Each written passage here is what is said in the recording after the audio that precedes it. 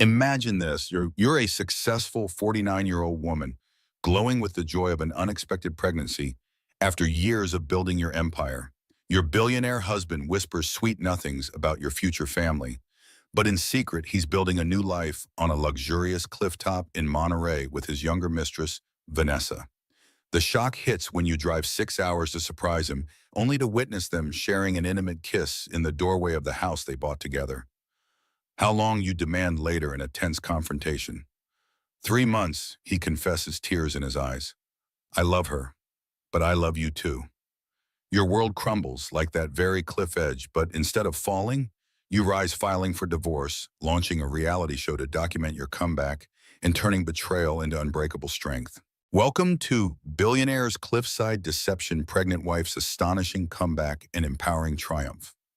A true inspired tale of resilience, revenge through success, and midlife empowerment that will leave you inspired. Stick around to see how Sophia transforms heartbreak into her greatest victory, proving that at any age you can rewrite your story. If this hook has you hooked already, hit that like button. If you've ever overcome betrayal, share with a friend who needs this motivation. Drop a comment with your thoughts on what Sophia should do next, and subscribe for more empowering stories that shock and uplift. Don't miss the full series dropping soon. Sometimes the most beautiful cliffs hide the deepest deceptions, but every fall can become a flight when you spread your wings wide enough. Sophia Reynolds stood at the floor-to-ceiling windows of her Chicago penthouse, watching the morning sun paint Lake Michigan in shades of gold and amber. At 49, she possessed the kind of confidence that only comes from weathering life's storms and emerging stronger. Her honey blonde hair, perfectly styled despite the early hour, caught the light as she absently touched her still flat stomach where a 6-week miracle was growing. Another miracle at my age, she murmured to herself, a smile playing at her lips. Take that biological clock. The irony wasn't lost on her. After building a successful marketing consultancy from scratch, or surviving 2 decades in the cutthroat world of corporate America, and finally finding love with billionaire real estate mogul Ethan Reynolds at 45, she was now expecting her first child. The pregnancy had been a shock, a beautiful, terrifying, life-altering shock that filled her with equal parts excitement and bewilderment.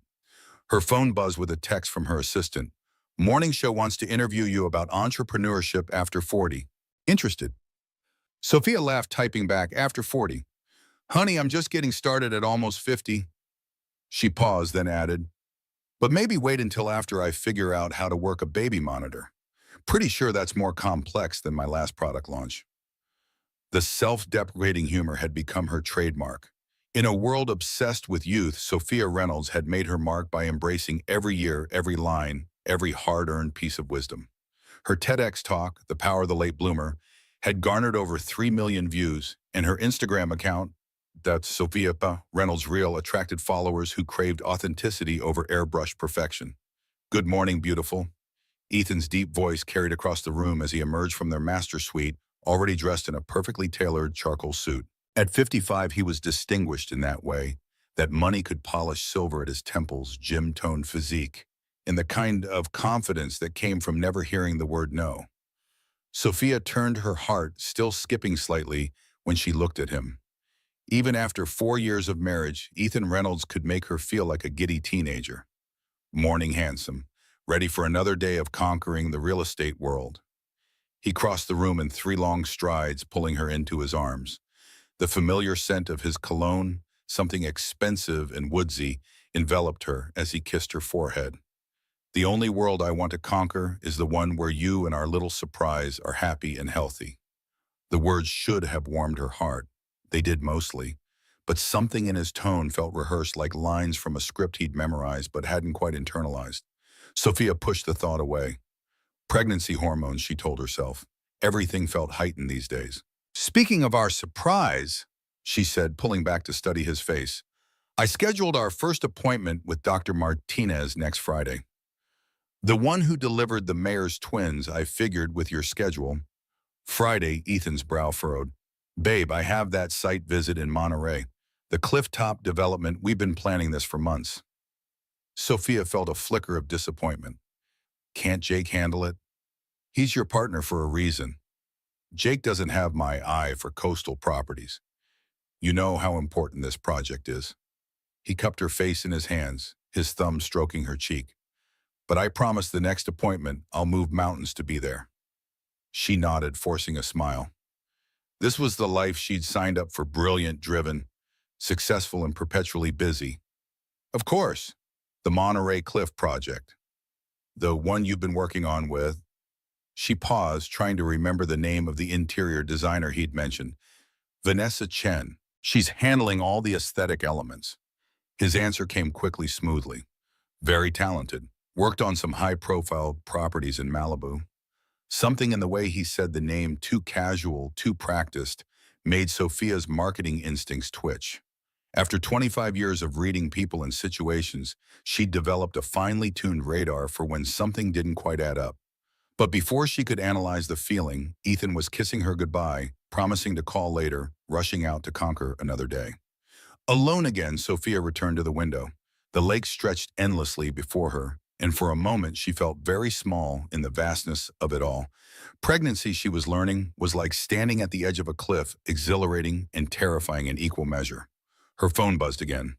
This time it was her business partner and closest friend, Maya Chen, no relation to the mysterious Vanessa, despite the shared surname.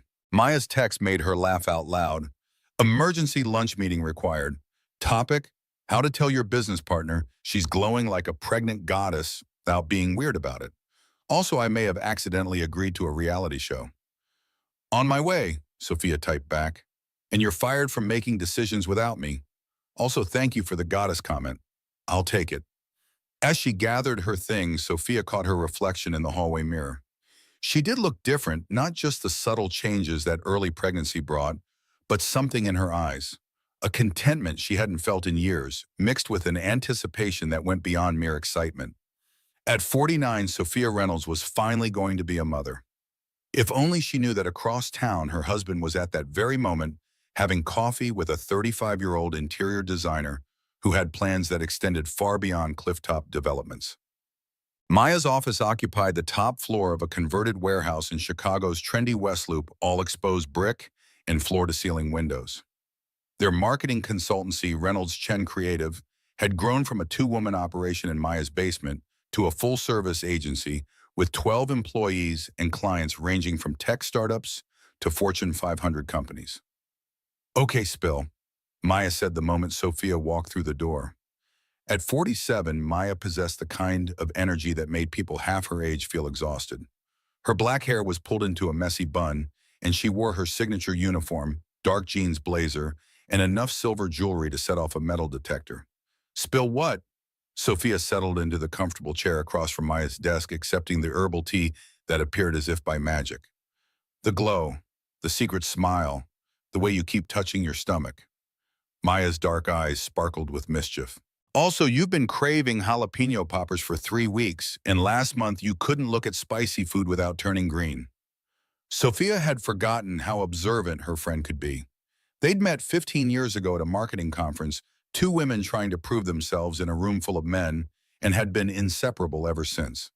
Maya was the sister she'd never had, the friend who'd held her hair back during her messy divorce from her first husband, the cheerleader, who'd encouraged her to take the leap into entrepreneurship. I'm pregnant. The words came out in a rush, followed by the kind of silence that felt pregnant itself. Maya's face went through a series of expressions: surprise, joy, concern, and finally settling on pure delight. Holy shit, Sophia. That's how are you feeling? Are you okay? Is Ethan over the moon? When are you due? Have you told your mother yet? The rapid-fire questions made Sophia laugh. Breathe, Maya, one at a time. Sorry, it's just wow. A baby, at our age. I mean, not that there's anything wrong with that. Lots of women, Maya. Right, breathing. Maya took a dramatic, deep breath. How are you feeling? Terrified, excited, nauseated, amazed, sometimes all at once. Sophia settled back in her chair. It wasn't planned, obviously. I thought I was done with the possibility of children after the divorce. Then Ethan and I got married and we talked about it, but I assumed ship had sailed. Apparently your ship just took a scenic route, Maya grinned. And Ethan, he's Sophia paused, trying to find the right words. He's supportive, excited, I think. He's been traveling a lot lately, working on this new development in Monterey. Big clifftop resort project. Something in Maya's expression shifted.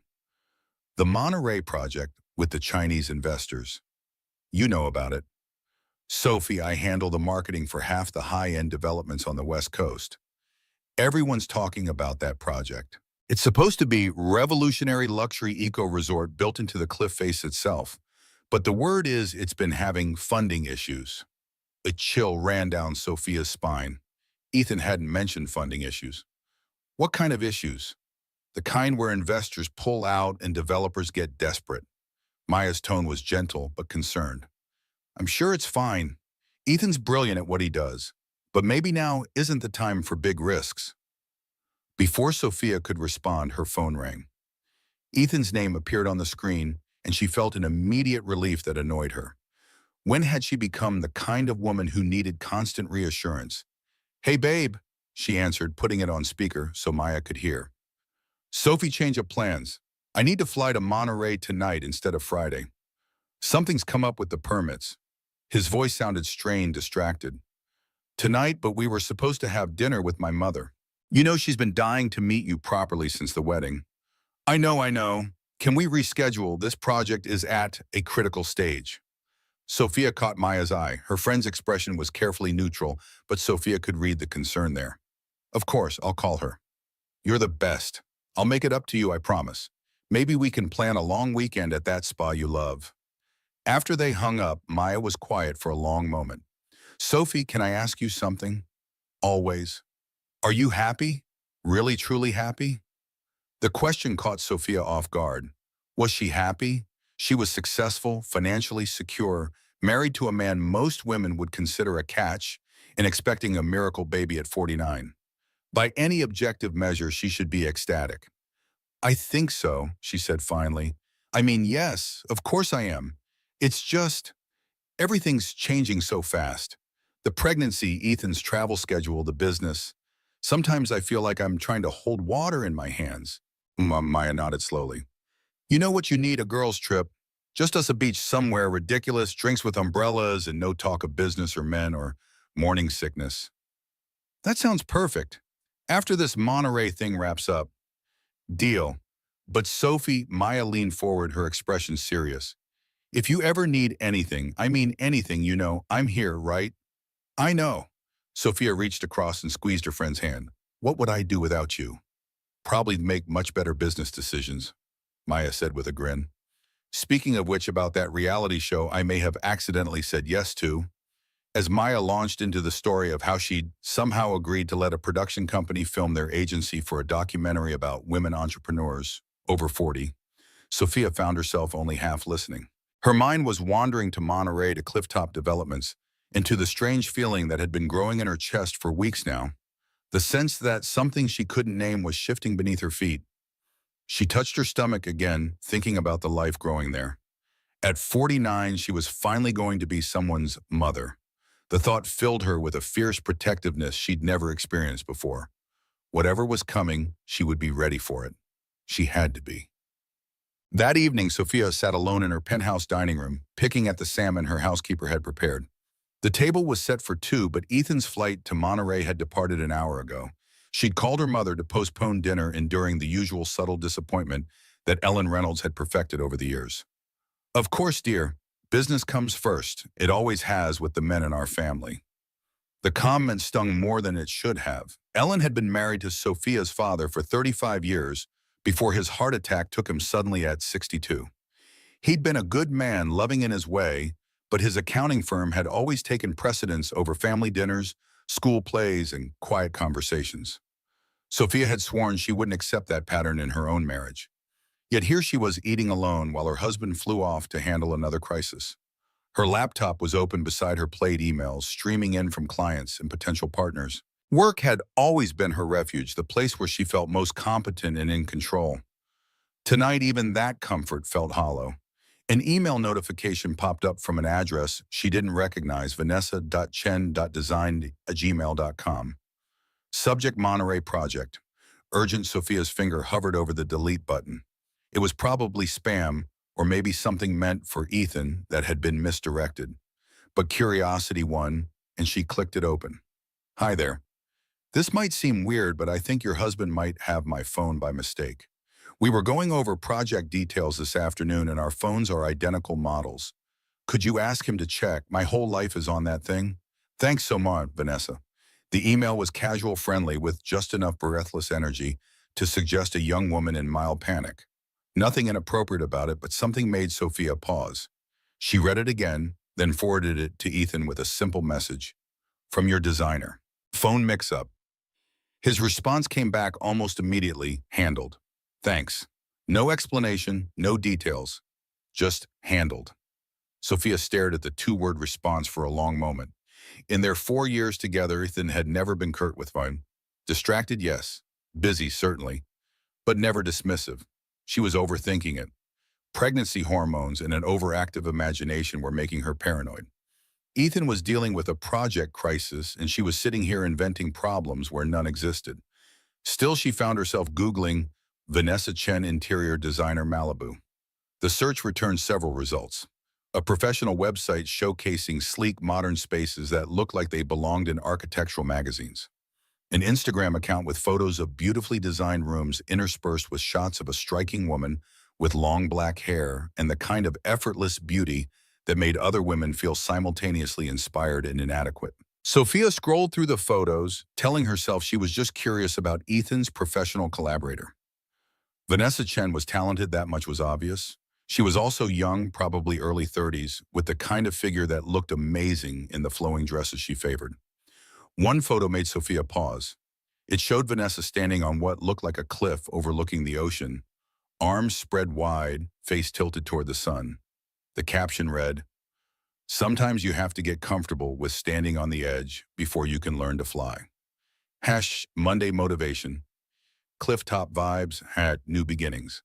The location tag read Monterey, California. Posted 3 days ago. Sophia closed the laptop with more force than necessary. She was being ridiculous. Of course, Vanessa would be in Monterey. She was working on the project. Of course, she would post inspirational quotes on Instagram. Half the world did that. And of course, she was beautiful.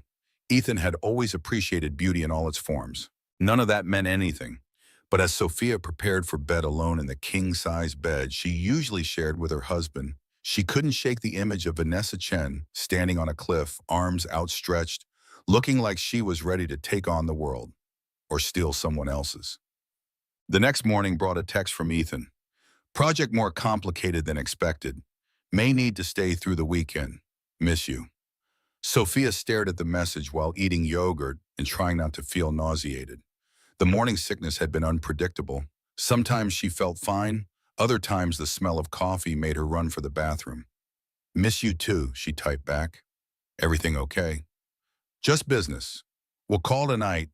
The responses were efficient, factual, and completely unlike the Ethan who usually sent her romantic selfies and detailed descriptions of his hotel breakfast. But maybe that was what happened when someone was under stress.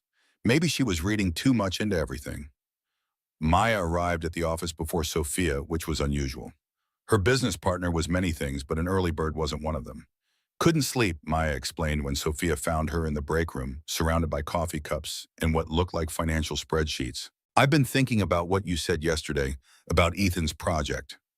Maya, please tell me you didn't. I made some calls. Maya held up a hand to forestall Sophia's objection. Just friendly inquiries, industry gossip, the kind of thing people share over drinks. Sophia poured herself tea, noting that the smell of Maya's coffee didn't bother her this morning. Small victories. And one thing, the Monterey project is real. Revolutionary design, massive budget potential to change how we think about luxury eco-resorts. Maya paused, stirring her coffee with unnecessary intensity. But there are rumors. What kind of rumors? The kind where the lead investor might be having second thoughts. The kind where other developers are circling like sharks, waiting for the project to fail so they can swoop in. Maya's voice was gentle but firm. The kind where a smart man might start looking for backup plans. Sophia felt a chill that had nothing to do with the morning air conditioning. Backup plans like what? Like partnering with someone who has connections, influence, maybe even financial resources of her own. Maya's eyes met Sophia's.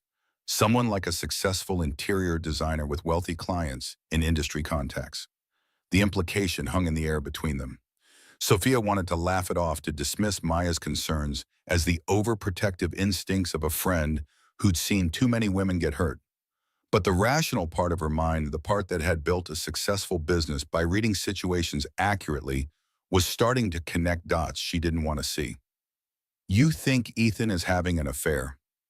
The words came out flat, matter of fact.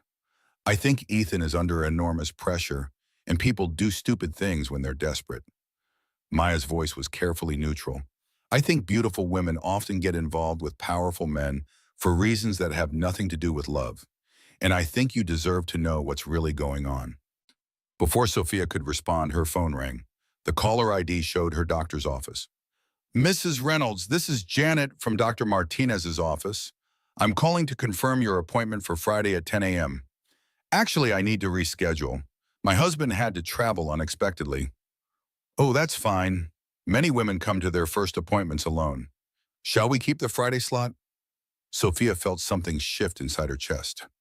Many women came alone. Of course they did. Because not every husband dropped everything for prenatal appointments. Because life was complicated and business was important, and she was a grown woman who could handle an ultrasound by herself. "Yes," she said firmly. "Keep the Friday appointment. I'll be there." After she hung up, Maya was smiling. "Good for you. It's just a doctor's appointment. It's the first step toward remembering that you don't need anyone's permission to take care of yourself and your baby." The word baby still felt surreal. In just over 8 months, she would be responsible for another human being. The thought was both terrifying and amazing. "Maya, can I ask you something?" "Always." "Do you think I'm naive about men, about marriage, about life in general?" Maya was quiet for a long moment, which was unusual for her. When she spoke, her voice was thoughtful. "I think you're optimistic. I think you believe the best of people until they prove otherwise. And I think those are beautiful qualities that make you an amazing friend, businesswoman, and soon-to-be mother. But, but sometimes optimistic people don't see the warning signs until it's too late." Maya reached across the table and took Sophia's hand. "I'm not saying Ethan is cheating. I'm saying be aware. Trust your instincts. And remember that you're strong enough to handle whatever comes." Sophia squeezed her friend's hand. "When did we get so wise?" "Around the time we realized we were the adults in the room and no one was going to save us but ourselves." They sat in comfortable silence for a moment, two women who'd built lives and careers through determination and mutual support. Whatever was coming, Sophia knew she wouldn't face it alone. Her phone buzzed with a text from an unknown number. "Hi, this is Vanessa Chen. I got your husband's number from the project file. Could you ask him to call me when he gets a chance? Thanks." Sophia showed the message to Maya, who raised an eyebrow. "Interesting that she has his number but not yours, considering you're married to him. Maybe she just didn't want to bother me. Or maybe she's trying to establish that her relationship with him is personal, not just professional." Before Sophia could respond, another text came in from the same number. "Oh, and congratulations on the pregnancy. Ethan mentioned it. You must be so excited." This time, both women stared at the phone in silence. "He told her about the baby," Sophia said finally. "He told her about the baby," Maya confirmed. The implications settled between them like a stone dropping into still water. Ethan had shared their private news with a woman Sophia had never met while he was traveling on business in a city far from home. Maybe it was innocent. Maybe it was just friendly conversation between colleagues. Or maybe it was the beginning of the end of everything Sophia thought she knew about her life. The most dangerous cliffs aren't the ones you can see, they're the ones disguised as solid ground. Friday morning arrived gray and drizzling, matching Sophia's mood perfectly. She sat in Dr. Martinez's waiting room, surrounded by couples holding hands and women chatting excitedly about nursery themes. The empty chair beside her felt like a neon sign advertising her solitude. "Sophia Reynolds." A cheerful nurse appeared at the door. "That's me." Sophia gathered her purse and followed the nurse down a hallway lined with photos of babies, thousands of tiny faces representing successful pregnancies and happy families. Dr. Elena Martinez was exactly what Sophia had hoped for: warm, competent, and refreshingly direct. She was probably in her early 50s with kind eyes and the sort of confidence that came from delivering hundreds of babies safely into the world. First pregnancy, Dr. Martinez asked as she reviewed Sophia's paperwork. At 49, yes. I know it's not exactly typical. It's more common than you might think. We call them miracle babies for a reason. The doctor smiled. Any concerns so far? Sophia hesitated. Did emotional turmoil about her husband count as a pregnancy concern? Just the usual. Morning sickness, fatigue, wondering if I'm too old to figure out how to use a breast pump. Dr. Martinez laughed. Trust me, if you can run a business, you can handle baby equipment. Though I recommend watching some YouTube videos. The instruction manuals are written by people who clearly don't have sleep-deprived mom brain. The examination was routine efficient and surprisingly emotional. Hearing the baby's heartbeat for the first time, a quick, strong rhythm like a tiny drum, made Sophia's eyes fill with tears. Everything sounds perfect, Dr. Martinez said, removing her stethoscope. Would you like to schedule an ultrasound for next week? You should be able to see the baby clearly by then. Yes, please, Sophia paused. My husband is traveling a lot for work. Would it be terrible if he missed it? Not terrible at all, but if you want him there, you might consider recording it on your phone. Many partners appreciate being able to see their baby for the first time, even if it's not in real time. As Sophia scheduled her next appointment, she felt a strange mix of independence and loneliness. She was handling this pregnancy just fine on her own, but that didn't mean she wanted to. Walking to her car, she impulsively called Ethan. It went straight to voicemail.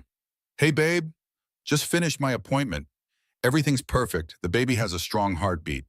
Dr. Martinez says we can schedule an ultrasound for next week if you want to see the little one. Call me when you get this. Love you. She waited in her car for a few minutes, hoping he might call back immediately. When he didn't, she drove to the office, trying to ignore the growing knot in her stomach that had nothing to do with morning sickness. Maya was waiting with coffee and a concerned expression. How did it go? Good. Great, actually. The baby's heartbeat is strong. Everything's developing normally. Sophia accepted the coffee gratefully. Dr. Martinez said she could schedule an ultrasound for next week. That's amazing. Are you excited? Yes, and also completely terrified. What if I'm a terrible mother? What if I'm too old to relate to a child? What if... Sophie, Maya's voice was firm. You're going to be an incredible mother. You're patient, loving, successful, and you have more life experience than most new moms. Your kid is going to be lucky to have you. Thanks, I needed to hear that. Sophia settled into her chair. Any word from our reality show people? Actually, yes, they want to start filming next week. Apparently, the pregnancy angle makes the story even more compelling. Successful woman entrepreneur starting a family at 50 is exactly the kind of narrative they're looking for. The idea of cameras following her around while she navigated pregnancy and potential marriage problems made Sophia's head spin. Can we postpone? We could, but the timing might actually be perfect if Ethan is... Maya paused diplomatically. If there are challenges in your marriage, having documentation of your strength and independence could be valuable later. The implication was clear and Sophia felt a chill. Maya was already thinking about divorce lawyers and asset protection. The thought made her sick. Her phone buzzed with a text from Ethan. Sorry missed your call, in meetings all day. We'll call tonight. No mention of the appointment, no questions about the baby, no acknowledgement that he'd missed an important milestone. He forgot, Sophia said quietly. Maya looked up from her laptop. What? The appointment. He forgot that today was my first prenatal visit. He didn't even ask how it went. The silence that followed was heavy with unspoken concerns. Another text came in. Might need to extend trip through next week. This project is consuming everything. Sophia stared at the message, feeling something crack inside her chest. Maya, I need to ask you a favor. Anything. I need you to find out everything you can about the Monterey project. Who's involved, what the real financial situation is, and... She took a deep breath. What role Vanessa Chen is actually playing? Maya nodded grimly. Consider it done. That afternoon, while Maya worked her industry contacts, Sophia threw herself into client work. She had 3 proposals to finish, a campaign launch to oversee, and a presentation to prepare for Monday. Keeping busy was the only way to stop her mind from spinning through increasingly dire scenarios. But concentration proved elusive. Every time her phone remained silent, every hour that passed without a call from Ethan, the knot in her stomach tightened further. At 5 o'clock, Maya appeared in her doorway with a thick folder and an expression that made Sophia's heart sink. "What did you find?" Maya closed the door and sat down heavily. "The good news is that the Monterey project is real and potentially very lucrative. The bad news is that it's been having serious financial problems for 6 months." "What kind of problems?" "The main investor, a tech billionaire named David Zhang, has been getting cold feet about the environmental impact. There's been resistance from local conservation groups permitting delays and budget overruns." Maya opened the folder. "The project needs an immediate cash infusion of $50 million or it's going to collapse." Sophia felt the blood drain from her face. 50 million, that's more than Ethan's entire net worth. Right, which means he'd need a partner. Someone with either deep pockets or connections to people with deep pockets. Vanessa Chen. Vanessa Chen? Maya pulled out a printout. "I did some digging into her background. She's not just an interior designer, Sophie. Her family owns one of the largest construction companies in California. Her father, Michael Chen, has been involved in major developments up and down the coast." The pieces were falling into place with horrible clarity. So she's not just designing pretty rooms. She's potentially a financial partner. "It gets worse." Maya's voice was gentle but firm. "I reached out to a friend who works in high-end real estate marketing. Vanessa Chen has been seen at several industry events over the past month. With Ethan, they've been presenting themselves as co-developers on the Monterey project." Sophia felt like she was standing at the edge of a very high cliff, looking down at jagged rocks below. Co-developers. So they're, what, business partners? That's one possibility. What's the other possibility?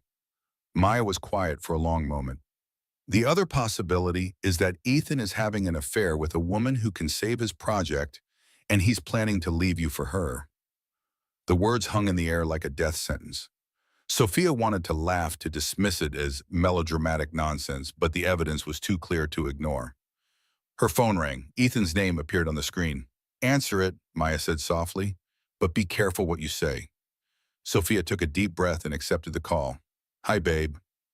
"Sophie, sorry I've been so hard to reach. This project is turning into a nightmare." His voice sounded stressed but genuine. For a moment, Sophia almost convinced herself that Maya's suspicions were wrong. "What's happening?" "Investor issues, permit problems, you name it. But I think we're making progress. Vanessa has been incredible. Her connections are helping us navigate some of the regulatory hurdles." There it was. Vanessa has been incredible. Not the designer is helping, or we're working with a local contact. Vanessa has been incredible. "That's good," Sophia managed. "How much longer do you think you'll need to stay?" "Maybe another week. I know it's frustrating, especially with the baby coming, but this project could set us up for life. Our family's future depends on making this work." Our family's future. The irony wasn't lost on her.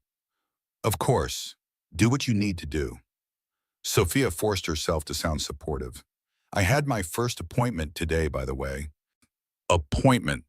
There was a pause and she could almost hear him trying to remember. "Oh, the doctor. How did it go?"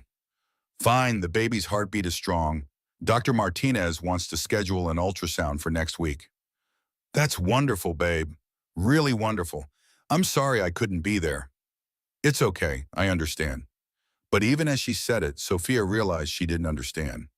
She didn't understand how the man who'd proposed to her on a beach in Santorini, who'd spent their honeymoon planning their future together, could miss her first prenatal appointment and barely remember to ask about it.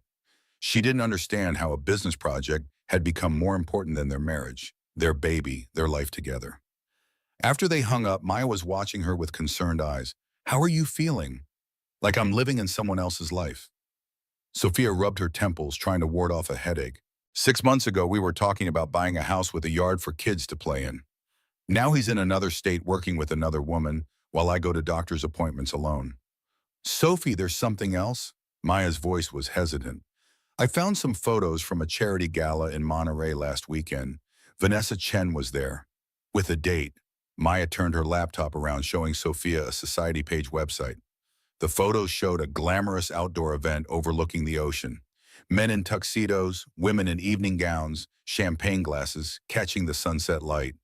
And there in the third photo was Vanessa Chen in a stunning red dress, her arm linked with a tall man in a perfectly fitted tuxedo. Ethan. The caption read, Interior designer Vanessa Chen with development partner Ethan Reynolds at the Monterey Bay Conservation Gala. Development partner, not and her date or with client. Development partner. Sophia stared at the photo, taking in every detail.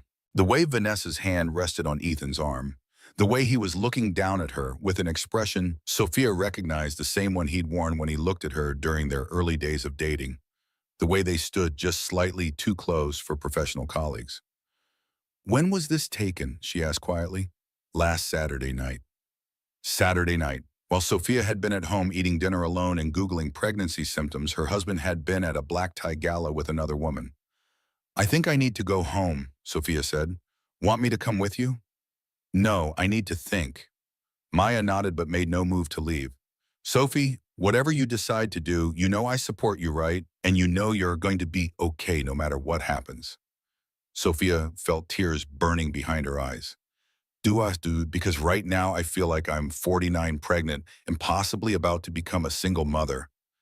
That doesn't feel very okay. You're also brilliant, successful, financially independent, and surrounded by people who love you.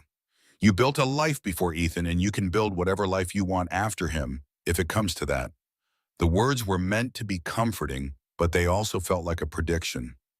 After him, as if the end of her marriage was already a foregone conclusion. I should go, Sophia said, gathering her things. I need to. What? I need to figure out what I'm going to do. The penthouse felt different when Sophia returned that evening. Emptier, colder, despite the warm temperature and elegant furnishings. She walked from room to room, looking at the life she and Ethan had built together, their wedding photos, souvenirs, from trips, the expensive art they'd chosen together. In the master bedroom, she opened Ethan's closet and inhaled the scent of his cologne lingering on his clothes.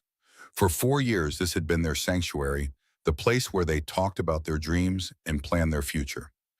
Now it felt like a stage set for a play she was no longer sure she wanted to perform in. Her phone buzzed with a text from an unknown number. Hi, Sophia. This is Vanessa Chen. I hope you don't mind me reaching out directly. Ethan mentioned you were pregnant. Congratulations. I'd love to get together for a coffee when you're in the area. I think we'd have a lot to talk about. Sophia stared at the message, her heart pounding. The casual friendliness felt calculated, aggressive in its very normalcy. What kind of woman reached out to contact the wife of a man she was working with? What did they possibly have to talk about? Unless Vanessa knew something that Sophia didn't. Unless this was the beginning of a conversation that Sophia wasn't ready to have. She typed and deleted several responses before settling on, thanks for reaching out. I'm not sure when I'll be in Monterey, but I appreciate the invitation. The response came back almost immediately. Actually, I'll be in Chicago next week. Business meetings. Would love to buy you lunch and hear all about your exciting news.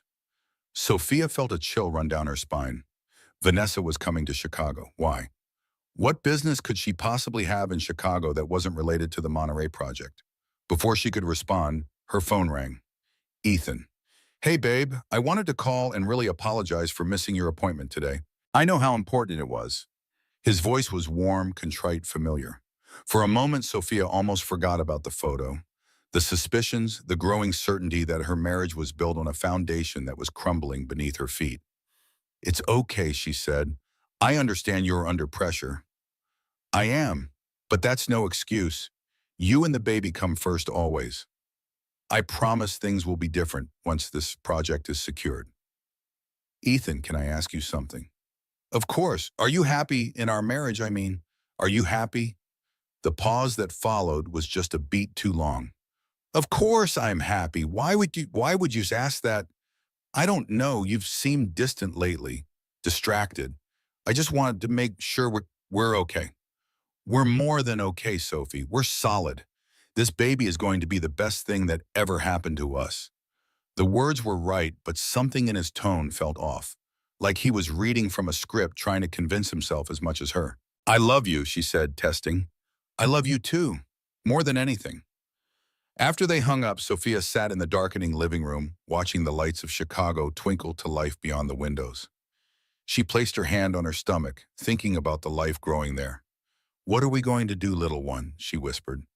"Your daddy might be in love with someone else, and your mommy might be too scared to face the truth." Her laptop was still on the coffee table where she'd left it that morning. Almost without conscious thought, she opened it and Googled "signs your husband is having an affair." The results were depressingly familiar. Increased travel, secretive phone behavior, sudden interest in appearance, emotional distance, accusations of jealousy when questioned. Ethan exhibited most of the signs, but knowing something and proving it were two different things. And proving it and knowing what to do about it were two different things again. Sophia closed the laptop and went to bed, but sleep eluded her. Every time she closed her eyes, she saw Vanessa Chen in her red dress, her hand on Ethan's arm, looking up at him with the kind of adoration that should have belonged to his wife. Somewhere around 3 a.m., she made a decision. She was going to find out the truth, whatever it cost her. Because living in uncertainty was worse than living with painful knowledge. And because the baby growing inside her deserved better than a father who was capable of such deception. Saturday morning brought an unexpected visitor. Sophia was still in her pajamas, nursing her second cup of herbal tea and trying to work up the energy to shower when the doorman called to announce that Mrs. Ellen Reynolds was on her way up.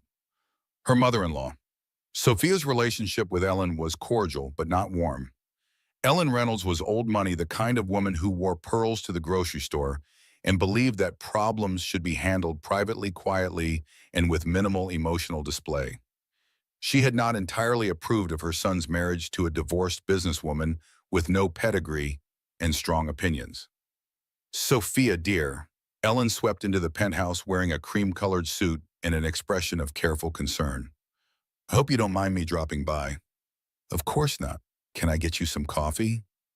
"That would be lovely." They settled in the living room, Ellen perched on the edge of the white leather sofa as if she were afraid of wrinkling it. Sophia couldn't help but notice that her mother-in-law looked older than her 68 years, worry lines creasing her forehead. "I wanted to speak with you about Ethan," Ellen said without preamble. Sophia's heart stopped.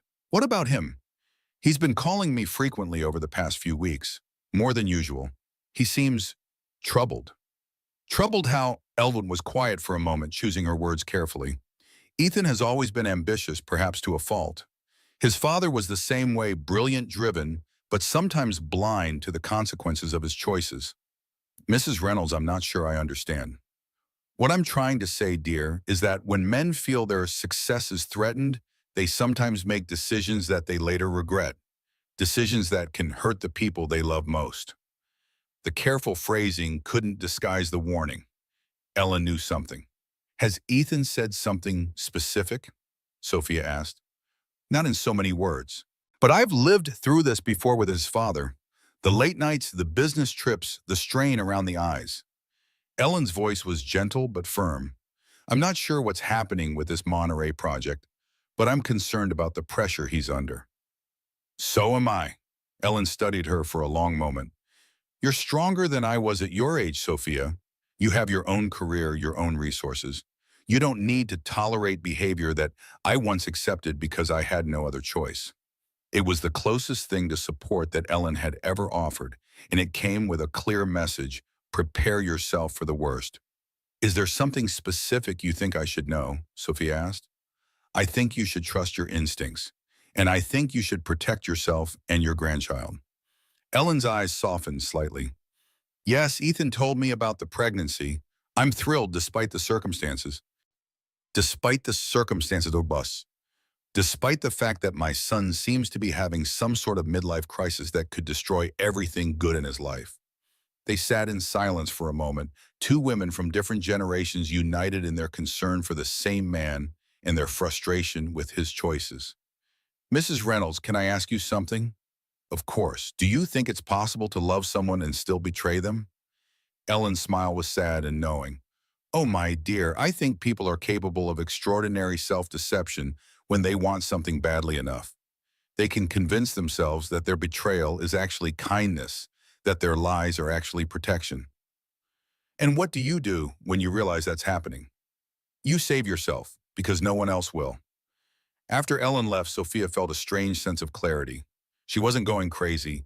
She wasn't being paranoid or hormonal or unreasonably suspicious. The people who knew Ethan best were seeing the same warning signs that she was. Her phone buzzed with a text from Maya. Emergency meeting, found something big. Can you come in? Sophia threw on clothes and drove to the office with a sense of impending doom. Maya was waiting with coffee and a grim expression. What did you find? I called in a favor with someone who works at the Monterey County Planning Commission. The Cheng's construction company filed a formal partnership agreement with Reynolds Development last month. Sophia felt the blood drain from her face. A partnership agreement for what? For the Clifftop project. According to the filing, Reynolds Development and Chen Construction are now equal partners in the development, with Vanessa Chen listed as the primary liaison. Equal partners, meaning Ethan signed away half of his project to her family's company in exchange for $50 million in immediate funding. The room spun slightly. Sophia sat down hard in the nearest chair. He didn't tell me. He signed a $50 million partnership agreement and didn't mention it. There's more. Maya's voice was gentle but relentless. I also found records of several property transfers in Monterey. Ethan purchased a house there 3 weeks ago, a house that's titled in both his name and Vanessa Chen's. The world stopped. A house, Sophia repeated numbly. He bought a house with her. A house with a view of the construction site. A house where they can oversee the project together. Maya placed a tissue box within Sophia's reach, but Sophia felt too numb to cry. This wasn't heartbreak. It was something deeper and more devastating. It was the complete destruction of everything she thought she knew about her life. Maya, I need you to help me with something. Anything. I need to go to Monterey. I need to see this house, this project, this whole situation for myself. Are you sure that's a good idea? No, but I'm sure that sitting here wondering and worrying is going to drive me insane. Sophia stood up, feeling suddenly energized. And I'm sure that if my husband is planning to leave me for another woman, I'd rather find out on my own terms than wait for him to work up the courage to tell me. Maya nodded slowly. When do we leave? You don't think I'm letting you handle this alone, do you? For the first time in days, Sophia felt genuinely grateful. Thank you. Don't thank me yet. We might not like what we find. I already don't like what we found, but at least we'll know the truth. And then what? Sophia thought about Ellen's words about the baby growing inside her, about the life she'd built and the future she'd imagined. Then we figure out what comes next. Sometimes the only way to find solid ground is to jump off the cliff and see where you land. The drive to Monterey took 6 hours. 6 hours during which Sophia and Maya dissected every detail of the past few months, looking for signs they'd missed, clues they should have seen earlier. Maya drove while Sophia alternated between staring out the window at the California landscape and checking her phone for messages from Ethan. He texted an hour ago, Sophia said as they passed through San Jose. Said he's in meetings all day and will call tonight. Meetings with who, I wonder, Maya muttered. They'd booked a hotel in Carmel, just far enough from Monterey to avoid accidentally running into Ethan, but close enough to conduct their reconnaissance mission. The plan was simple: drive, by the house, scope out the construction site, gather information, and decide what to do next. What if we see them together? Sophia asked as they pulled into the hotel parking lot. Then we'll deal with it. What if what if it's obvious that they're... Sophie. Maya turned off the engine and faced her friend. Whatever we find, you're going to handle it with grace and strength. Because that's who you are, and because that baby deserves a mother who fights for what's right. Sophia nodded, placing her hand on her stomach. At 10 weeks, she was starting to show just slightly a small curve that was invisible under loose clothing, but obvious to her when she looked in the mirror. The baby was real, growing, depending on her to make good decisions. Okay, she said, let's go find out what my husband is really doing. The house was exactly what Sophia would have expected from Ethan, modern minimalist, with floor-to-ceiling windows that showcased the spectacular ocean view. It sat on a bluff overlooking Monterey Bay, all clean lines and expensive materials. A house that said, successful developer with impeccable taste. A house that also had Vanessa Chen's white BMW in the driveway. Maya parked across the street behind a landscaping truck that provided some cover. From their position, they could see the front of the house clearly. There's her car, Maya said unnecessarily. There's her car, Sophia agreed. They sat in silence for a few minutes waiting for what? For Ethan to emerge, for the truth to become obvious, for the situation to resolve itself without requiring any action from them. Sophia's phone rang. Ethan. Answer it, Maya whispered. Act normal. Hi, babe, Sophia said, surprised by how steady her voice sounded. Hey, beautiful. How's your day going? She was sitting across the street from the house he'd bought with another woman watching that woman's car in the driveway, and he was asking about her day. Fine, just catching up on some reading. How are your meetings going? Productive. We're making real progress on the permit issues. I think we might actually pull this off. That's wonderful. Where are you right now? At the construction site, going over some design modifications with the team. The lie came so easily, so smoothly that Sophia almost admired his skill. If she hadn't been sitting outside his secret house, she might have believed him completely. Sounds busy. I'll let you get back to it. Love you, Sophie. Talk tonight. Of course. After she hung up, Maya was staring at her. He's lying. He's lying, Sophia confirmed. As if summoned by their conversation, the front door of the house opened. Vanessa Chen emerged wearing yoga clothes and carrying a coffee cup. She looked relaxed, comfortable at home. Then Ethan appeared behind her. He was wearing jeans and a t-shirt that Sophia had bought him for his birthday. His hair was slightly messed, and he was laughing at something Vanessa had said. As they watched, he reached out and tucked a strand of hair behind her ear, a gesture so intimate, so tender that Sophia felt physically ill. Oh, honey, Maya whispered. They watched as Ethan and Vanessa stood in the doorway talking quietly. The body language was unmistakable. This wasn't a business meeting or a professional collaboration. This was a couple having a quiet morning together. Then Vanessa stood on her tiptoes and kissed him. Not a friendly peck on the cheek, not a European air kiss between colleagues. A real kiss, soft and lingering, the kind of kiss that spoke of intimacy and familiarity. Sophia felt something break inside her chest. All the suspicions, all the evidence, all the slowly building certainty, none of it had prepared her for the visceral reality of watching her husband kiss another woman. I'm going to be sick, she said. Maya already had the car started. Let's get out of here. But as they pulled away, Sophia found herself looking back at the house, memorizing every detail. The Spanish tile roof, the carefully landscaped garden, the way the morning light hit the windows. This was where her husband was building a new life, a life that didn't include her. Where do you want to go? Maya asked gently. I don't know, somewhere I can think. They drove aimlessly for a while, eventually finding themselves at a small park overlooking the bay. Sophia sat on a bench while Maya went to get coffee from a nearby cafe, leaving her alone with her thoughts and the sound of waves crashing against the rocks below. Her phone buzzed with a text from Vanessa. Looking forward to our lunch in Chicago. I have so much to tell you. The casual friendliness, the exclamation points, the smiley face, it all felt like salt in an open wound. How could someone be so cheerful about destroying a marriage?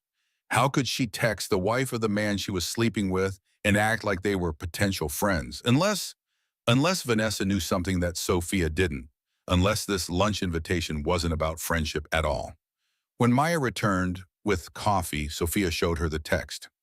She's coming to Chicago to tell you about the affair, Maya said immediately. I think she's coming to Chicago to tell you that Ethan is leaving you for her. I think this is her way of taking control of the narrative, positioning herself as the reasonable one who tried to handle things civilly. The thought made Sophia's stomach churn. So what do I do? You have a few options. You can confront Ethan directly. You can wait and see what Vanessa has to say. You can file for divorce immediately and let the lawyers handle everything. Or you can take some time to figure out what you actually want independent of what anyone else is planning. Sophia stared out at the ocean, thinking about the question. What did she want? 6 months ago, she would have said she wanted to save her marriage.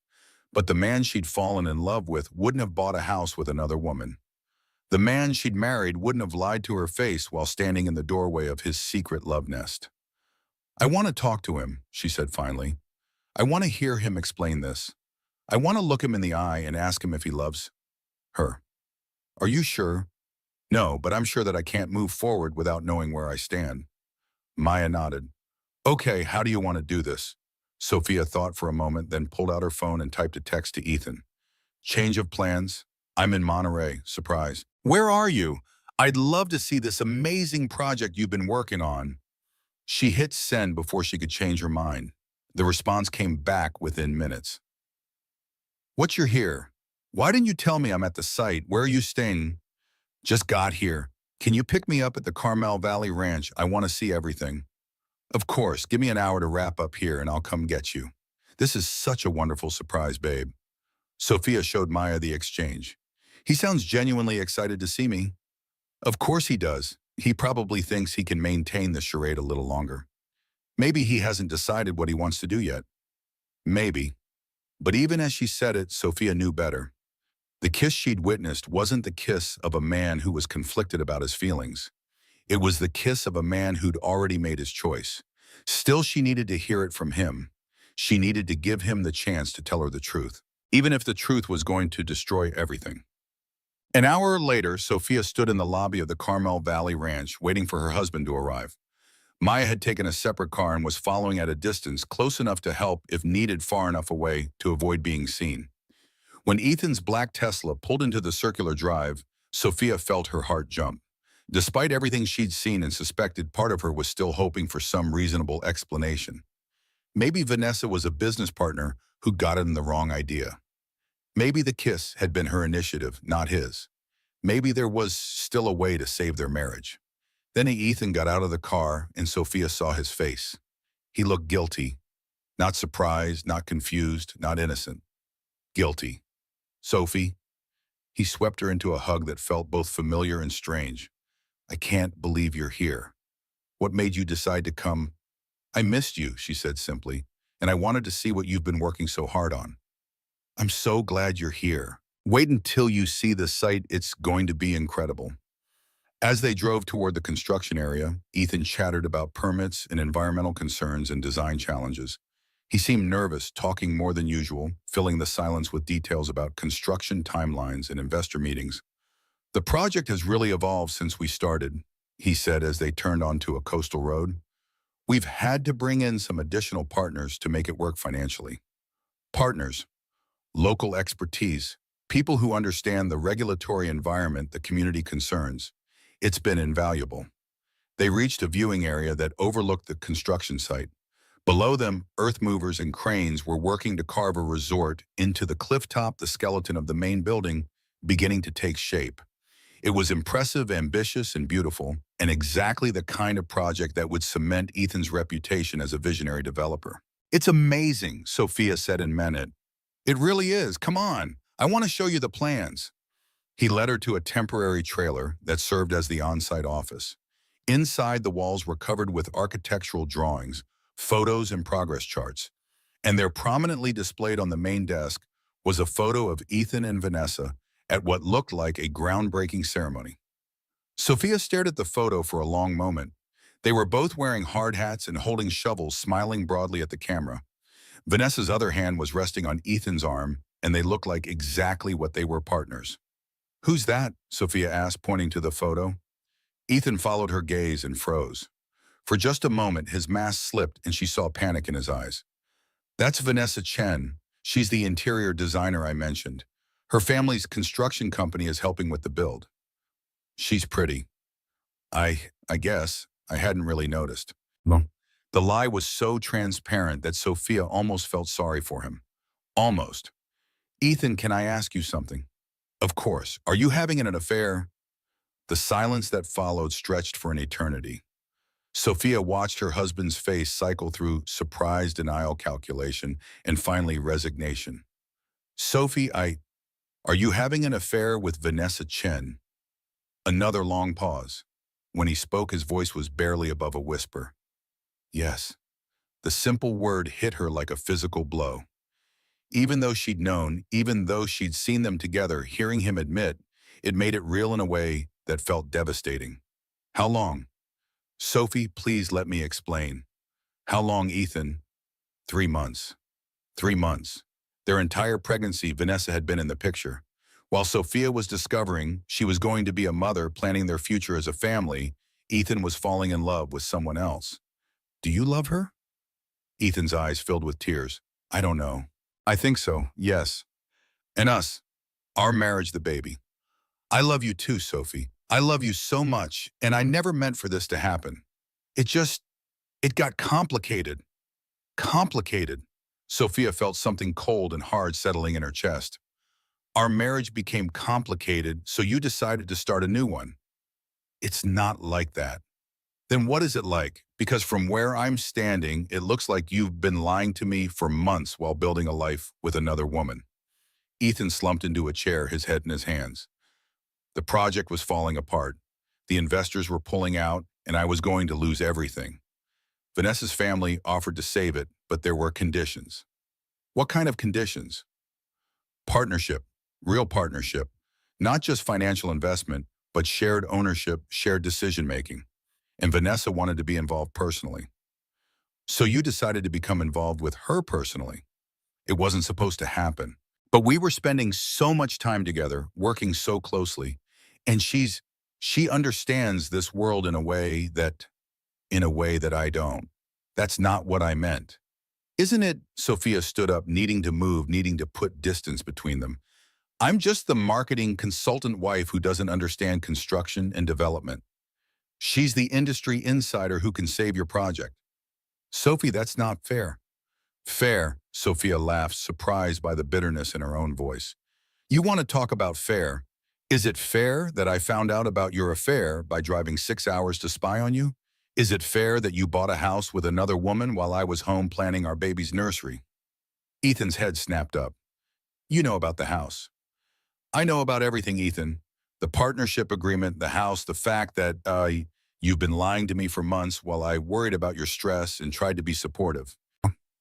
They stared at each other across the trailer, the distance between them feeling like an ocean. This man who'd been the center of her life for 4 years suddenly felt like a stranger. What happens now? She asked quietly. I don't know. I was trying to figure out how to tell you, how to make this work somehow. Make what work? You can't have both of us, Ethan. I know. I know that. But the baby changes everything. I want to be a father, Sophie. I want to be part of our child's life. And Vanessa, what does she want? Ethan was quiet for a long moment. She wants me to choose. And what have you chosen? I don't know. But even as he said it, Sophia could see in his eyes that he did know. He'd already chosen. He was just too much of a coward to say it out loud. I'm going back to Chicago, she said. Sophie, wait. Can't we talk about this? Can't we try to work something out? Work what out? You're in love with another woman. You've built a life with her. What exactly is there to work out? Our marriage, our family, the baby. Sophia felt a surge of anger, so pure and clean that it surprised her. Don't you dare use this baby as an excuse for your behavior. You made these choices while I was pregnant, Ethan. You chose to have an affair while your wife was carrying your child. I know, and I'm sorry. I'm so fucking sorry, Sophie. Sorry doesn't fix this. Then what can I do to fix this? Sophia looked at him, really looked at him, and realized that she didn't want him to fix it. She didn't want to fight for a man who'd chosen someone else. She didn't want to spend the rest of her life wondering if he was really committed or just settling for his second choice. Nothing, she said quietly. You can't fix this, Ethan. It's broken. She walked toward the door, then turned back. Vanessa wanted to have lunch with me in Chicago. I assume that's when you two were planning to tell me about this. Ethan nodded miserably. Tell her she doesn't need to make the trip. I'll have my lawyer contact yours. Sophie, please. Goodbye, Ethan. She walked out of the trailer and kept walking until she reached the cliff edge where she could see the ocean stretching endlessly toward the horizon. Maya appeared beside her within minutes, having apparently been watching from the parking area. How did it go? Maya asked gently. He admitted everything. He's in love with her. He's been planning to leave me, but didn't know how to tell me. I'm sorry. Are you? Because honestly, I feel relieved. I feel like I can finally stop pretending that everything is fine when it's obviously not. They stood in silence for a while, watching the waves crash against the rocks below. Behind them, Sophia could hear the sounds of construction continuing, the future taking shape without her input or involvement. What happens now? Maya asked. Now I go home and figure out how to be a single mother at 49. You're going to be amazing at it. Sophia touched her stomach thinking about the life growing there. This baby is going to be so loved, Maya. Even if it's just the two of us, this child is going to know what real commitment looks like.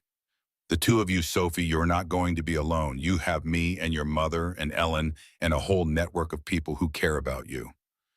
I know, but I mean, I'm not going to go looking for another relationship. I'm 49 and pregnant and apparently terrible at reading people. I think I'm done with romance. Maya was quiet for a moment. Don't make that decision right now. You're hurt and angry, and that's completely understandable. But don't close yourself off to the possibility of finding real love someday. How do I ever trust my judgment? Again, I was completely blindsided by this, Maya. I had no idea. You had suspicions, you investigated, you found the truth.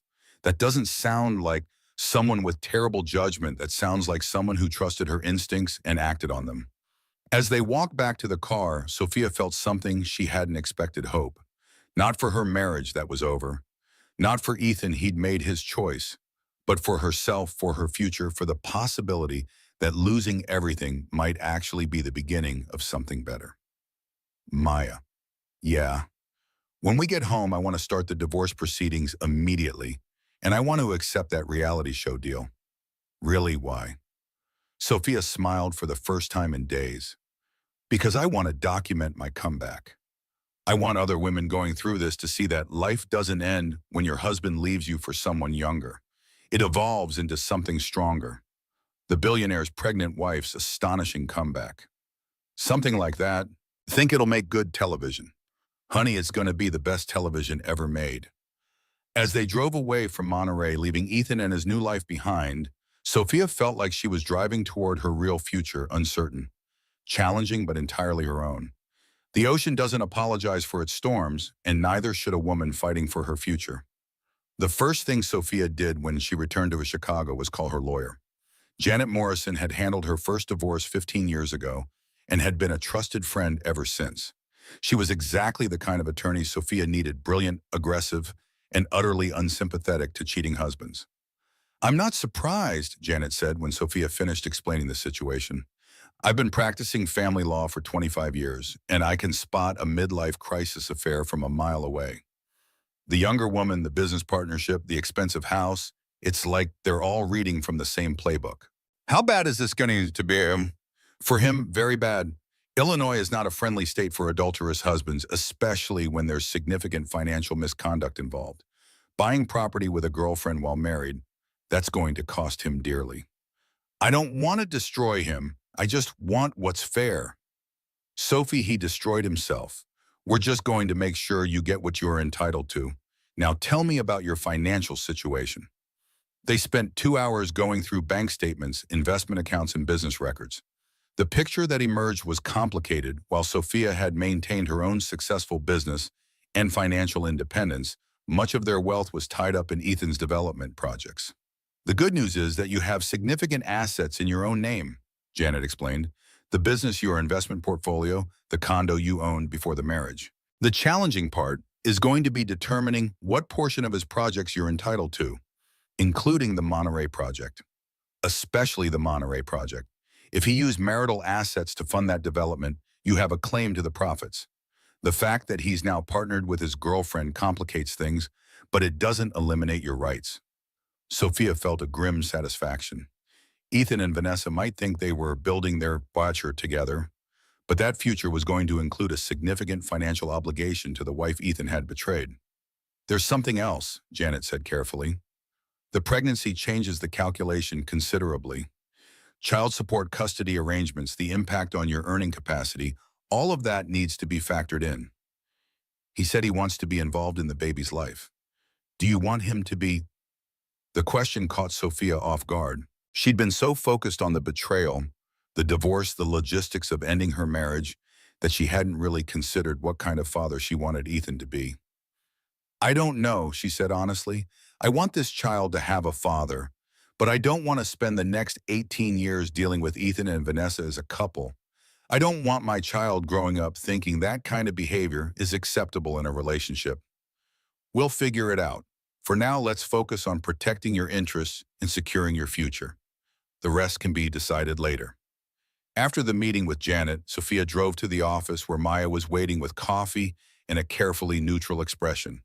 How did it go? Janet thinks I'm going to come out of this just fine financially. Apparently, cheating husbands who buy houses with their girlfriends don't fare well in divorce court. Good. And emotionally, Sophia considered the question. 2 days ago, she'd been a happily married woman expecting her first child. Now she was separated, planning a divorce and preparing to become a single mother. She should be devastated. Instead, she felt liberated. I think I'm okay, she said, surprising herself. I think I'm actually going to be okay. Really, Lee? Really, for the first time in months, I'm not wondering where Ethan is or who he's with or why he seems distant. I know where he is, he's with Vanessa. I know who he's with, his girlfriend. And I know why he seemed distant, because he was planning to leave me. Maya smiled.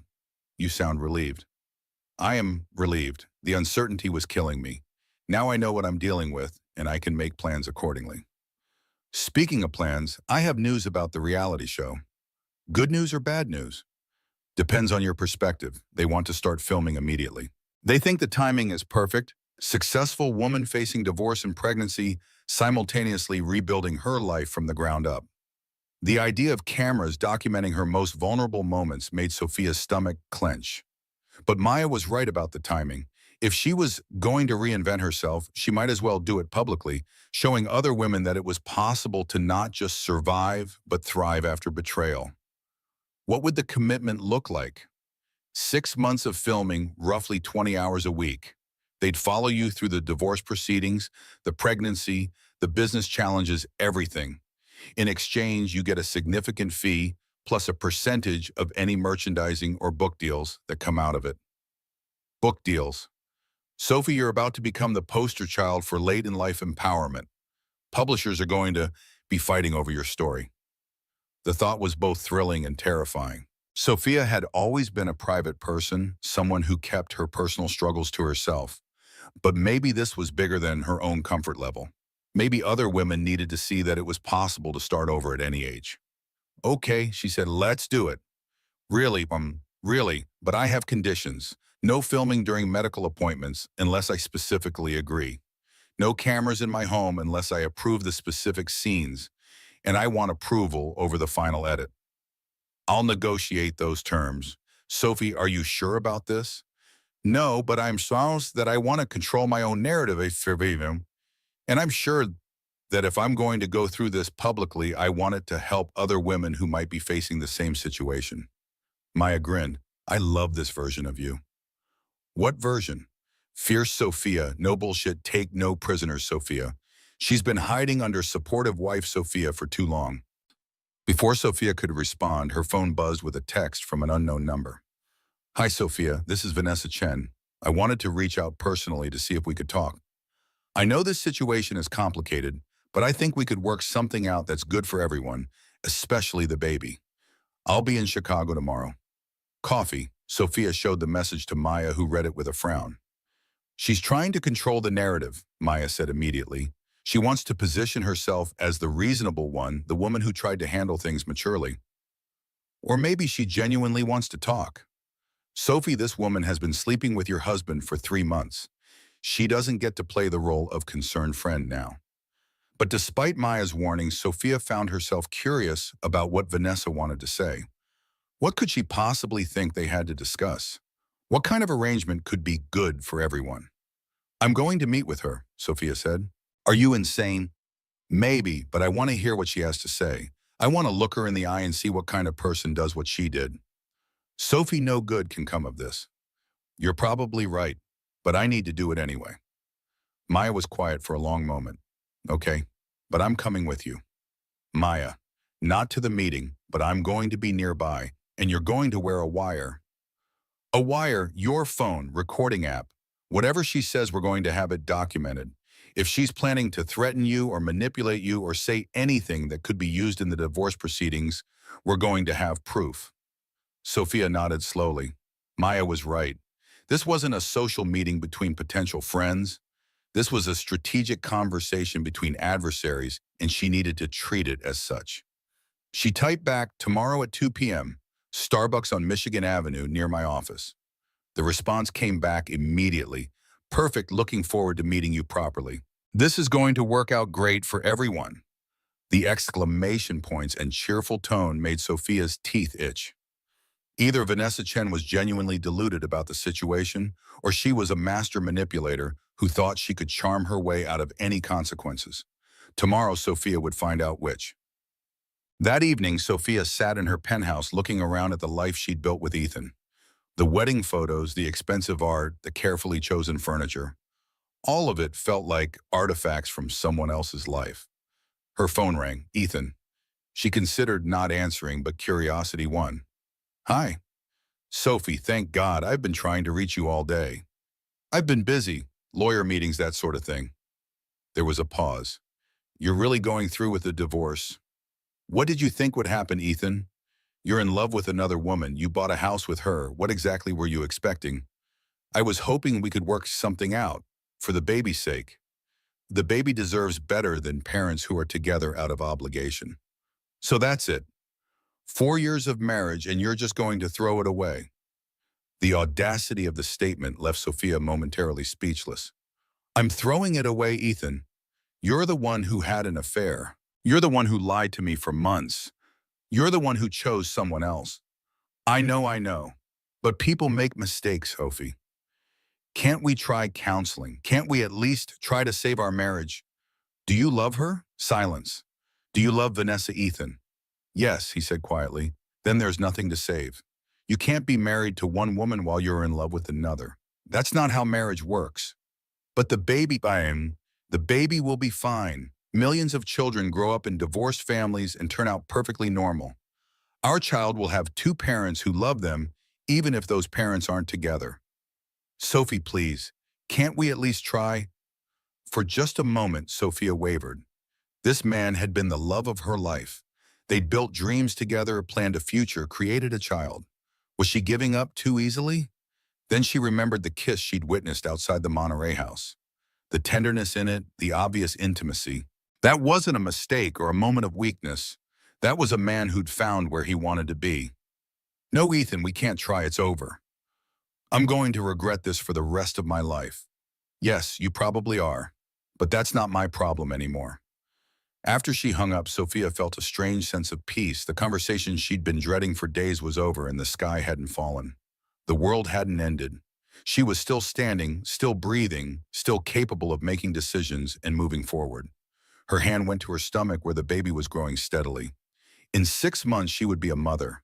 In 6 months, she would be responsible for a tiny human being who would depend on her for everything. The thought should have been terrifying.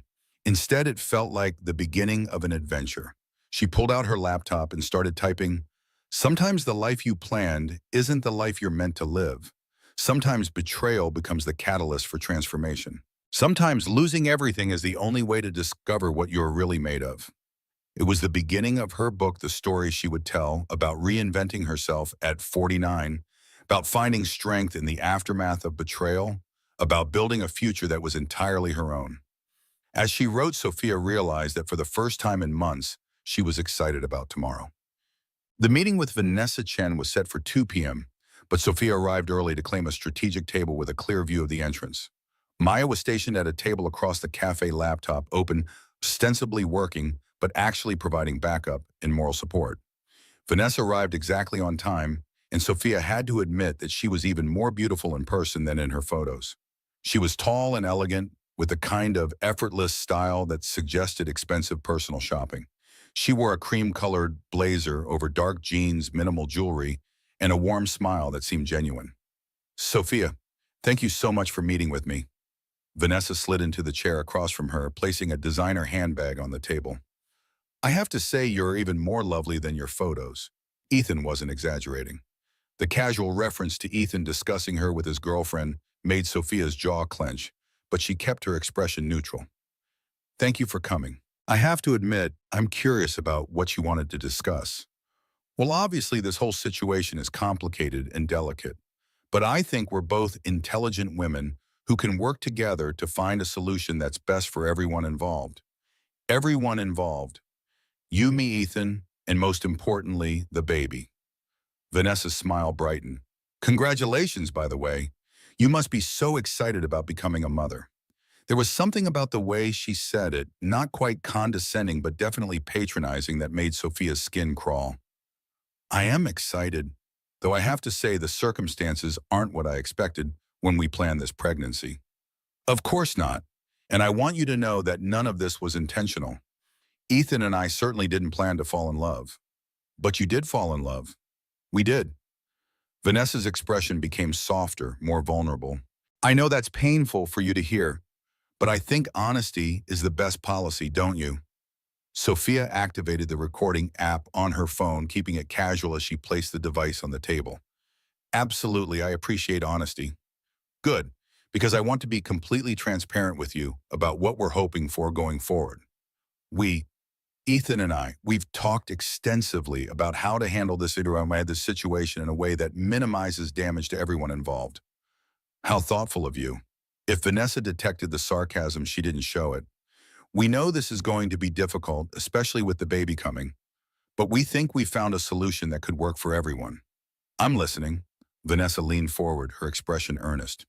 Ethan wants to be a father, obviously, and I want to support him in that. So we're hoping that we can work out a custody arrangement that allows him to be fully involved in the child's life while also respecting your role as the mother. That sounds reasonable. I'm so glad you think so. We were also thinking that it might be helpful if I could be involved in some capacity. Not as a replacement for you, of course, but as a supportive presence in the child's life. Sophia felt her blood pressure rising. Supportive presence. Well, Ethan and I are planning to get married once your divorce is finalized, so I'll be the child's stepmother. I thought it might be nice if we could establish a positive relationship from the beginning. The casual announcement of their marriage plans hit Sophia like a slap, not because she wanted Ethan back, but because of the sheer audacity of this woman sitting across from her, calmly discussing her plans to marry Sophia's husband and raise Sophia's child. How generous of you, Sophia managed. I'm also hoping we might be able to coordinate our living situations in a way that makes co-parenting easier.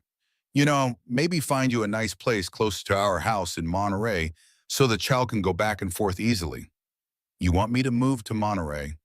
Not permanently, of course, but maybe a vacation home. Ethan mentioned that you love the ocean, and it would be so convenient for everyone if we were all in the same area. Sophia stared at her, trying to process the enormity of what Vanessa was suggesting.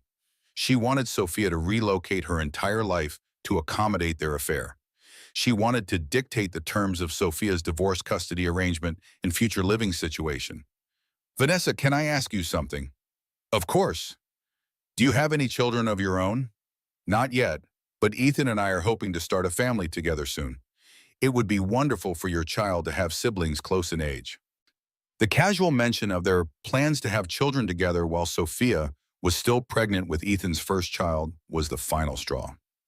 Let me make sure I understand this correctly, Sophia said, her voice deadly calm. You want me to agree to a custody arrangement that makes it convenient for you and Ethan. You want me to relocate to be near the house that you stole my husband to. You want to position yourself as a mother figure to my child. And you want me to be supportive while you and Ethan start having children of your own. When you put it like that, it sounds insane. It sounds like the fantasy of a deluded woman who thinks she can orchestrate everyone else's life to suit her convenience. Vanessa's smile faltered slightly. I understand you're emotional about this situation. Emotional. Sophia laughed, surprised by the genuinely amused sound. Vanessa, I'm not emotional. I'm astounded. I'm sitting here listening to the woman who destroyed my marriage explain how she thinks I should rearrange my life to make things easier for her. I didn't destroy your marriage. Ethan and I fell in love. These things happen. These things happen when people make choices. You chose to pursue a married man. Ethan chose to have an affair. Those weren't accidents or acts of fate, they were decisions. Look, I understand that you're hurt. I'm not hurt, Vanessa. I'm done with this conversation, done with Ethan, and done pretending that any of this is civilized or reasonable. Sophia stood up, gathering her things. My lawyer will be in touch about the divorce proceedings. The custody arrangement will be determined by the court, not by you.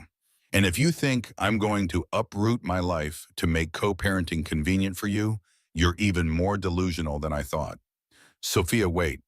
But Sophia was already walking away, feeling lighter with every step. Behind her, she could hear Vanessa calling her name, trying to salvage the conversation, but she didn't turn around. Maya caught up with her outside the cafe. How did it go? Even better than I expected. I got everything on tape, including her admission that they're planning to get married and have children together, plus a lovely recording of her trying to manipulate me into moving to Monterey to make their lives easier. Seriously, seriously, Janet is going to love this. As they walked back to the office, Sophia felt a surge of energy she hadn't experienced in months. The conversation with Vanessa had crystallized something important. She wasn't the victim in this situation. She was a woman with resources, intelligence, and the determination to build whatever future she wanted. Ethan and Vanessa could have their clifftop romance and their carefully planned life. Sophia was going to build something better, a life that was entirely her own, with a child who would grow up understanding the difference between love and manipulation, between commitment and convenience. Maya, yeah. Call the reality show people. Tell them we're ready to start filming.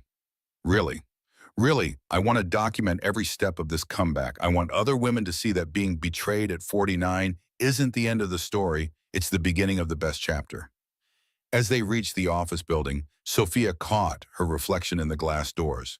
She looked different, stronger, more determined, more alive than she had in months. The billionaire's pregnant wife was about to become something much more interesting, a woman who refused to be anyone's consolation prize. They say revenge is a dish best served cold, but I prefer mine served with a side of success and a garnish of grace. The reality show cameras arrived on a Tuesday morning in November, just as Chicago was settling into its familiar pre-winter gloom. Sophia stood at her office window, watching the production crew unload equipment from their trucks, and felt a flutter of nervousness that had nothing to do with her pregnancy. Second thoughts? Maya asked, appearing with herbal tea and a concerned expression. Third and fourth thoughts, but I'm still doing it. The producer, Kelly Martinez, was an energetic woman in her early 40s who'd made her reputation documenting the lives of successful women facing major transitions. She'd won an Emmy for a series about female entrepreneurs starting over after divorce, and her pitch for Sophia's story had been both compelling and respectful. The narrative arc is perfect, Kelly had explained during their first meeting. Successful woman, unexpected pregnancy, husband's betrayal, public divorce, and ultimate triumph. It's exactly the kind of story that resonates with our demographic. Now, as Kelly and her crew took over the conference room for a final planning session, Sophia wondered if she was making a terrible mistake.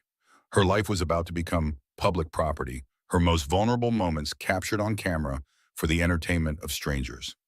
Remember, Kelly said as they prepared for the first official interview, we're not looking for you to be perfect.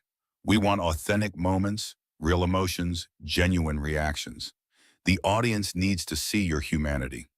Sophia nodded, settling into the chair they'd positioned by the window. The natural light was flattering, and the Chicago skyline provided an impressive backdrop. Every detail had been carefully planned to convey success, strength, and urban sophistication. Let's start with the basics, Kelly said once the cameras were rolling. Tell us about your life before everything changed. 6 months ago, I thought I had it all figured out. Sophia began, surprised by how steady her voice sounded. Successful business-loving marriage, and then the miracle of an unexpected pregnancy at 49. I felt like the luckiest woman in the world. When did you first suspect something was wrong? Looking back, there were signs for months. Ethan traveling more than usual, being secretive about his phone, seeming distracted when we were together. But I was dealing with morning sickness and first trimester fatigue, so I attributed his behavior to work stress. What was the moment you knew for certain?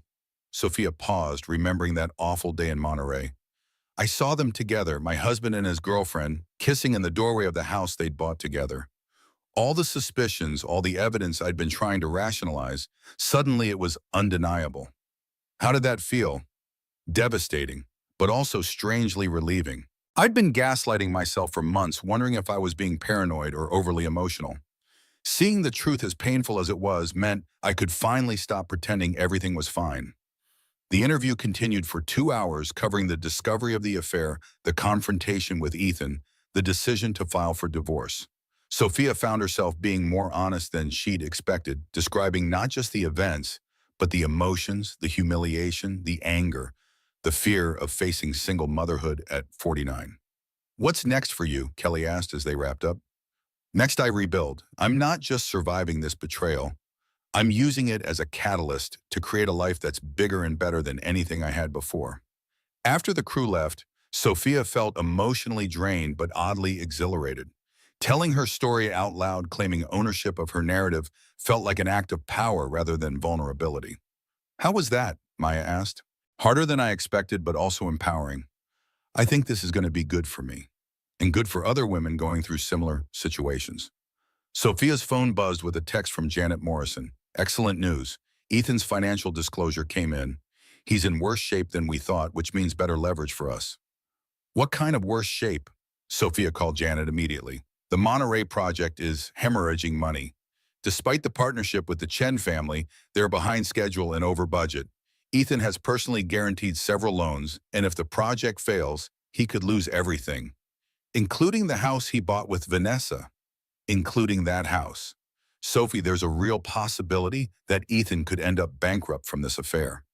The irony wasn't lost on her. Ethan had betrayed his marriage for a business partnership that was failing anyway. He'd chosen Vanessa over Sophia, and now that choice might cost him everything. What does this mean for the divorce? It means we're in an excellent negotiating position. Ethan needs a quick, clean settlement that protects him from further financial exposure. We can get you everything you want and probably more. I don't want to destroy him, Janet. I just want what's fair. Sophie, he destroyed himself. We're just making sure you don't go down with the ship. That evening, Sophia sat in her penthouse, looking through the ultrasound photos from her latest appointment. At 16 weeks, the baby was clearly visible. Tiny hands, perfect profile, undeniably real. Dr. Martinez had confirmed that everything was developing normally, and they'd even been able to determine the sex. A girl. Sophia was going to have a daughter. The thought filled her with a fierce protectiveness and an unexpected sense of purpose.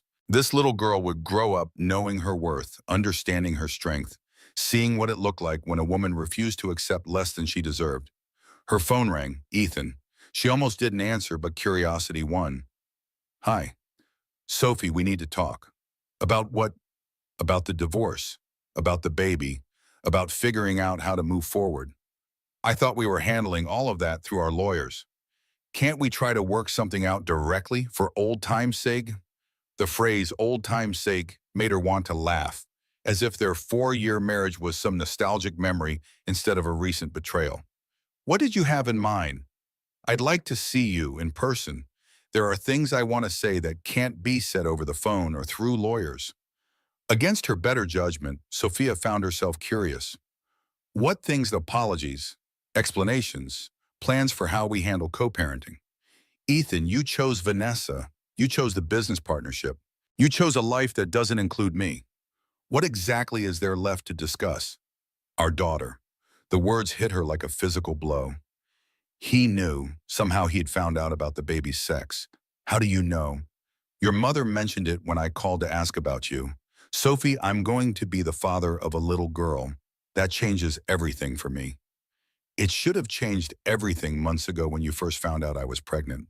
I know I handled this badly, but I want to be a good father, Sophie. I want to be part of her life.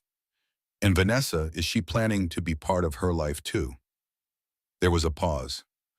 Vanessa and I were taking some time to figure things out. What does that mean? It means the business partnership isn't working out the way we expected. It means we're both reassessing our priorities. Sophia felt a surge of vindictive satisfaction. The affair that had destroyed her marriage was falling apart. The business deal that had been worth betraying his wife for was failing. Ethan was discovering that there were consequences to his choices. I'm sorry to hear that, she said, not meaning it at all. Sophie, can I see you? Please, I know I don't deserve it, but I'm asking anyway. Why, Mona? Because I love you, because I made the biggest mistake of my life, and I want to try to fix it. The words she'd once longed to hear now felt empty, too late. You can't fix this, Ethan. Can I try? Sophia thought about it for a long moment. Part of her was curious to see him, to understand what had driven him to destroy their marriage for a relationship that was apparently already crumbling. Part of her wanted to look him in the eye and show him what he'd lost.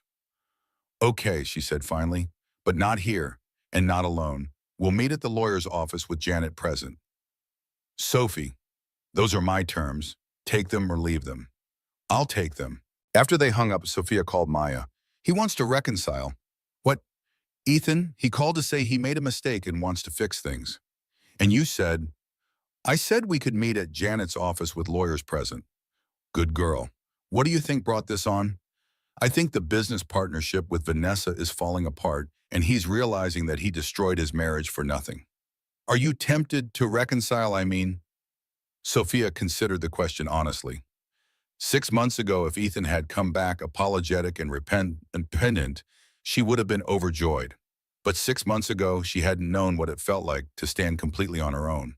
She hadn't experienced the fierce independence that came with making her own decisions, controlling her own narrative, building her own future. "No," she said, surprising herself with the certainty in her voice. "I'm not tempted at all. Really, really, whatever we had is over. I'm not interested in being someone's backup plan or consolation prize." "I'm proud of you." "I'm proud of me too." The meeting with Ethan took place 3 days later in Janet's downtown office. Sophia arrived early, wanting to claim her psychological space before he showed up. She'd chosen her outfit carefully, a navy dress that flattered her growing belly, professional, but not severe, successful, but not intimidating. When Ethan walked in with his lawyer, Sophia was struck by how different he looked. Thinner, older, with stress lines around his eyes that hadn't been there 6 months ago. He was still handsome, still charming, but there was a defeated quality to his posture that she'd never seen before. "Sophie," he said softly, and for a moment she could see the man she'd fallen in love with 4 years ago, Ethan. They sat across from each other at Janet's conference table, lawyers flanking them like bodyguards. It felt formal, adversarial, nothing like the intimate conversation Ethan had probably been hoping for. "Thank you for agreeing to meet," Ethan began. "I know I don't deserve your time or consideration, but I appreciate it anyway." "What did you want to say?" "First, I want to apologize, not just for the affair, but for the way I handled everything. The lies, the deception, the complete lack of respect for you and our marriage. You deserve so much better." "Yes, I did." "I want you to know that what happened with Vanessa, it wasn't about you. It wasn't because you weren't enough or because our marriage was lacking. I was facing the potential failure of the biggest project of my career, and I made stupid, desperate decisions, including starting a relationship with your business partner, including that, and buying a house with her, and lying to you about my feelings and letting you find out the way you did. All of it was wrong, and I regret it more than I can express." Sophia studied his face, looking for signs of deception or manipulation. But he seemed genuinely remorseful, genuinely devastated by the consequences of his choices. "What about Vanessa?" she asked. Ethan's expression darkened. "The business partnership is over. The personal relationship is over. I'm trying to extricate myself from the whole situation as cleanly as possible." "What happened?" "I realized that she was more interested in the development deal than in me. When the project started having serious problems, she began distancing herself. Turns out her family's investment was contingent on certain benchmarks that we're not going to meet. So she's pulling out. She's protecting her family's interests, which I understand, but it means I'm left holding the bag on a project that's probably going to fail." Janet leaned forward. "What kind of exposure are we talking about?" Ethan's lawyer answered. "Significant. Mr. Reynolds personally guaranteed several construction loans. If the project is canceled, he could be liable for upwards of $30 million. Sophia felt a chill. $30 million was more than Ethan's net worth. If the project failed completely, he could lose everything: the penthouse, the investment portfolio, the business itself. "Which brings us to why we're here," Ethan said quietly. "Sophie, I know I have no right to ask this, but I need your help." "What kind of help?" "I want us to try again. I want to save our marriage, be a real family, raise our daughter together. But I need time to sort out this financial mess without having to deal with a contentious divorce." The request hung in the air like a toxic cloud. Ethan wanted her to take him back, not because he loved her, but because he needed her resources and her cooperation to avoid bankruptcy.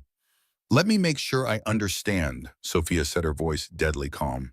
You want me to reconcile with you so that you can use our marital assets to cover the debts you incurred while cheating on me?